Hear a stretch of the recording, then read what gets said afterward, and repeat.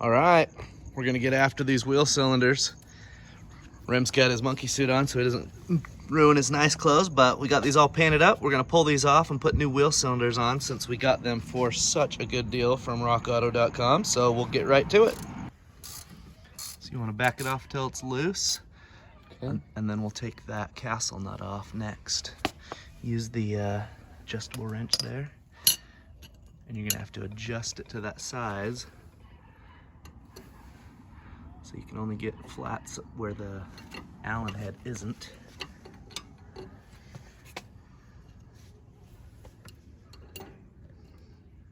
Makes it nice and tight. So Remington just got the brake drum off. Looks like it's been housing a nice warm house for something. We just knocked that out of the inside of the drum. Right there. So that's fun. More fun demonstrated for Remington on the one side how to use vice grips to grab the spring and use it as so the tool grabs it to release the springs, and also the shoe retaining clips. Yep. Don't worry about getting your hands dirty because you're gonna be able to wash but I those. have a cut. Oh, you got a cut on that hand. And the other finger's bruised. Sheesh. Life of being a mechanic. So you want to get on there nice and flat, grip that tight. I don't know what to do back here if I got. You just hold that pin from moving. Yep. Push in with that, your left hand. Push and twist because you want that pin to move 90 degrees, right? Mm-hmm.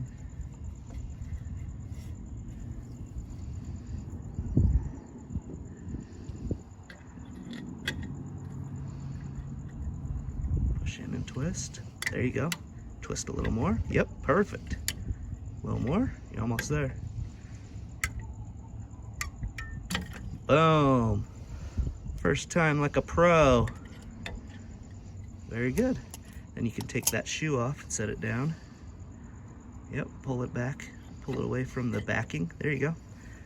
Nice. Sweet. Just about got it. Yeah.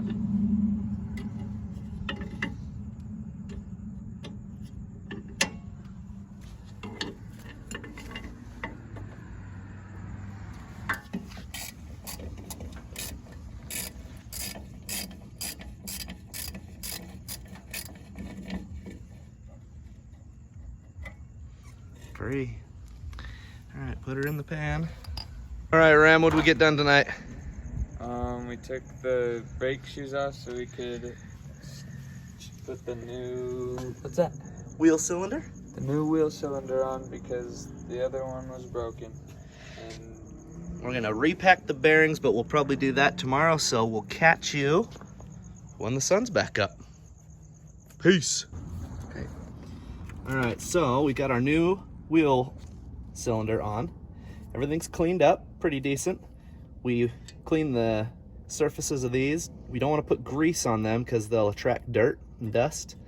And then we made sure the threads thread in and out so we can adjust the slack adjusters once we have the shoe on. I'm gonna do half of this shoe setup and then Cooper's gonna do the other half. So we're gonna set our shoe on here and we're gonna make sure our pin sits in there and through this hole. Just set everything kind of loosely, hold it, pinch it with your fingers. We're gonna take a spring, we're gonna take one of our keys, and like we did last time, we're gonna open this up.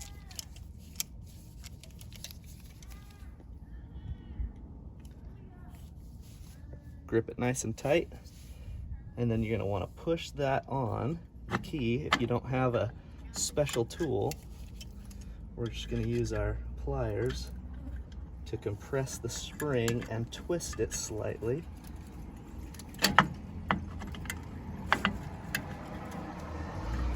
You watching all this, Cooper, so you can do it next? Yeah. I'm gonna get that lined up a little better.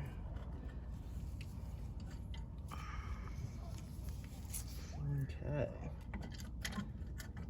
Now, if you have the special tool, it is a little easier, but these are such weak springs, they're easy to do without a tool. So, notice how that keys in 90 degrees to the slot, and then that falls off the thing, perfect like that. All right, now we're set up and we're ready for the other shoe. But before we do that, let's get this spring back in its home. Using vice grips is a nice way, then you don't slide off and bust your knuckles up and say new swear words. So that shoe is done. Cooper's ready to do his side. All right, Coop. You've seen one side done, so let's see if you can do this side.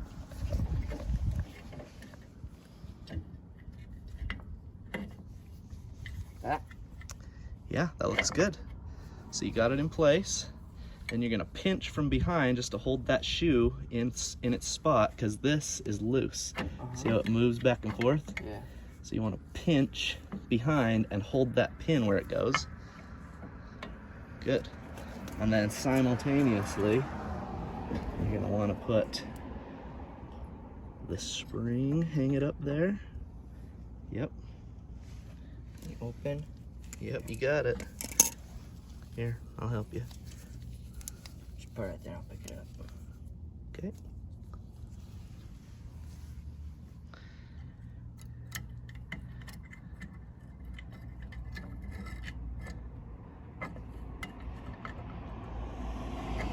It's a little tricky, huh? Mm-hmm. Especially left-handed. There. How about if I hold this in place? Yeah.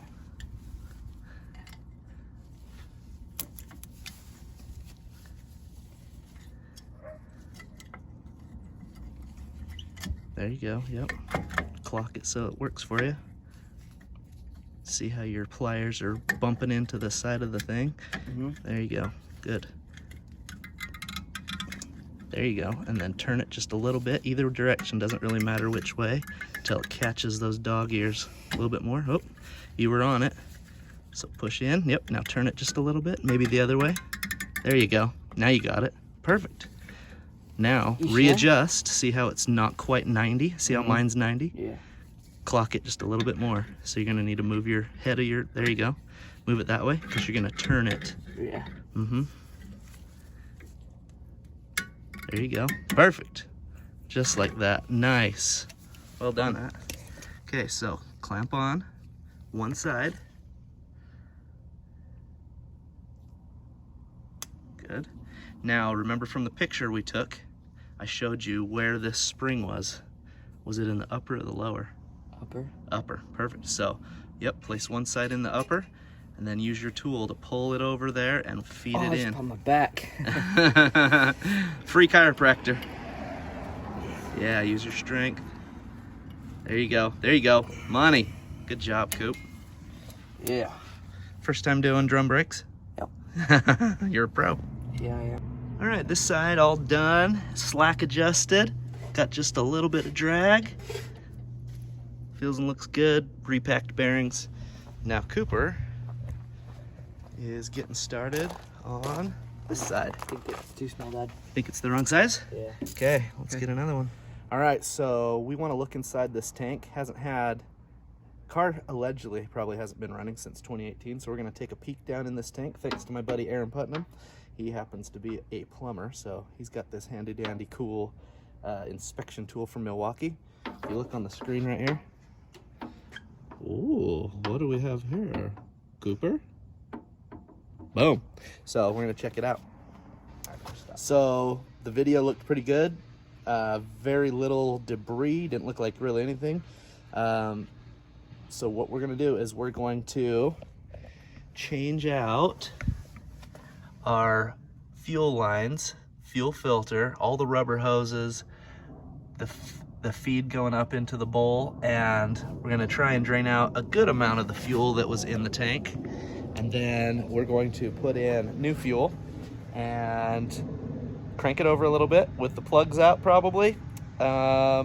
Maybe inspect inside those. If the image is good enough, we'll share it with you. So we decided that we want to pop this tank up because I think access to the hose that's feeding the hard line is underneath it, and we want to replace that. So we're just getting this tank out and we will pour it into a bucket and see how clean it is. Okay, so we got all the new fuel lines, soft lines run. The tank is still draining.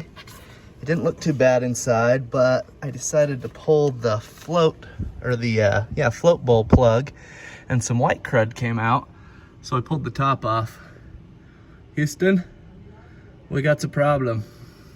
This will not be starting tomorrow without a good cleaning.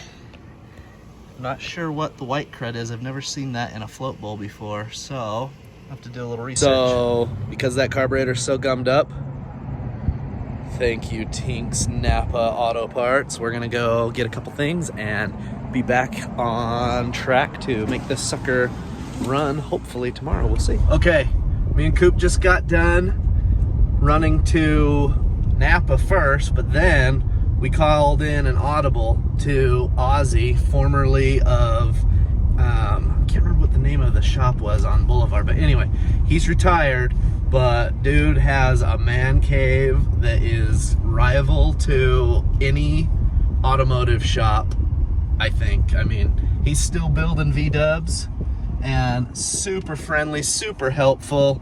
And he even hooked us up with, I showed him a picture of that bowl, and he's like, nah, I wouldn't even rebuild that. That's garbage. I think there's metal in that. That's why it's going that color. And so here's a core, and here's a kit. Oh, and I say, how much do I owe you? And he's like, 15 bucks. I didn't have 15 bucks. I had 8. He's like, oh, don't worry about it. Don't worry about it. What a cool guy. That is the car community I'm talking about. Right, Cooper? Yeah. Car guys helping car guys. What a stud. Thank you, Ozzy. Shout out to Ozzy. I think it was Foreign Auto is what it was called. Foreign Auto in St. George. That's where it was. Anyway, what a stud. Still building cars, 70 years old. Got a man cave full of toys and projects and whatever. He loves building motors, so maybe when we hop up the bug, we'll be hitting him up for some information. He says, if you build the motor, I got a line hone and I can do all the bearings and all this, and I can't speak in his accent because it's too cool, but anyway, what a stud. Thank you, Ozzy. Saved our bacon. We're gonna get the bug running hopefully soon, maybe tomorrow. And what parts run would be complete without a run to the DQ? I don't know. Yeah, I wouldn't know either. So Dairy Queen, thank you for completing our parts run. It's now 9 p.m. at night. We'll have to resume working on the car later. We're gonna get our sustenance now. Thank you, DQ. How does working on cars taste, Coop? Good. Good. Nice. So last night, Ozzy hooked us up with a donor carb, this Solex 34 PICT. I'm not sure if you say picked or not, but anyway, we're gonna convert over or use the good parts off of our 3031 and use the kit that he hooked us up with and hopefully get this thing running today. Spent the whole day, got a lot done, got that carb built, but it's not in its home yet. We are waiting on an accelerator pump. Apparently, those are not readily available at any of my parts houses. We did, however, get the tank back in, got new fuel line ran, new vent hoses, both sides. Tank was out, cleaned out. Now it's full of fuel, well, semi-full of fuel, and not leaking. That's a good sign. So, should be running Monday if we can find an accelerator pump. Catch us on the next episode. Thank you so much for watching and all your support. Leave a like and please follow. Thanks.